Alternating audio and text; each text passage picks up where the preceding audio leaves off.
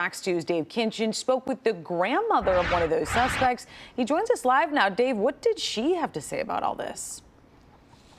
Well, the grandmother says that she does not believe her grandson could be involved in something like this in any way because, for one, she says that he has a child of his own, and for two, to take part in something like this, she says he would be throwing his life away into the prison system. But Oakland County investigators say that they investigated this and that they are linking this threat to shoot a graduation party to him and another suspect, all thanks to a tip that a witness found on social media.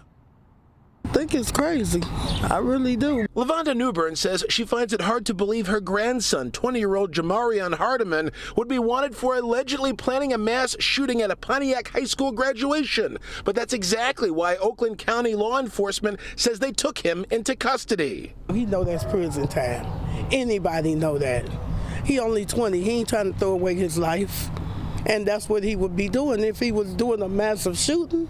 Oakland County Sheriff Mike Bouchard announced Hardiman's arrest hours after making a plea for him to surrender. A 19-year-old was also nabbed. Investigators allege the two planted weapons under cars at a graduation ceremony held for Art and Technology Academy at the United Wholesale Mortgage Sports Complex on Tuesday. Deputies originally got to the scene for a fight when a witness told them about a message on Snapchat said to include a threat to open fire on the ceremony. I believe probably prevented a mass shooting when you consider the weapons that were there, the individuals that were involved who have a history of being involved with weapons. Law enforcement worked with staff security at the event and said they found evidence pointing to the suspects placing these guns under vehicles, including a black and pink firearm and a Glock, both set with 80 rounds between them. The fact that the investigators are saying this was a foiled mass attack. That's crazy, because there was no shooting at all.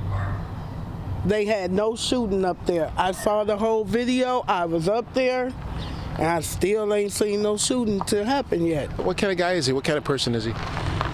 Well, he just likes to play basketball, and he run around with a couple of friends. He don't have a lot of friends. Is there anything that would have ever indicated anything like this?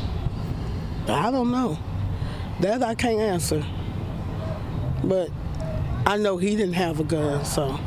And I don't know about who was with him. I don't know that person or none of that. Sheriff Bouchard says neither suspect is enrolled at the school and the motive is not clear. LaVonda Newbern says she stands behind her grandson. I don't know who had a gun, but they was just all fighting, not shooting at each other. So I don't know where the massive shooting come from or none of that. Well, the sheriff says Hardiman is on probation for a weapons charge and does have a criminal history that is associated with violence. Now, we did ask the sheriff more about a possible motive, but the sheriff says that people are quick to resort to violence these days. The sheriff also touched on an issue he's been really pushing in previous cases. He says that he is all for criminal justice reform when it comes to nonviolent offenders, but when it comes to people who have a criminal history resorting or connected to violence, he says the system has to work better to hold these individuals accountable. Reporting live in Pontiac, Dave Kinchin, Fox 2 News. Well, obviously, just because something didn't come to fruition doesn't mean that there wasn't some intent allegedly there. But, when you hear about all of this, it did seem that, as the police always say, if you see something, say something. And that's what did happen in this case, and it worked.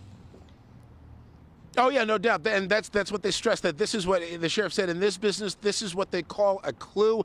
And this is exactly how these things should work. You don't want any kind of plot or situation like this that could go down. But clues like that, people being vigilant and seeing something and reporting it, is exactly how the system should work. And it's better to be safe than sorry.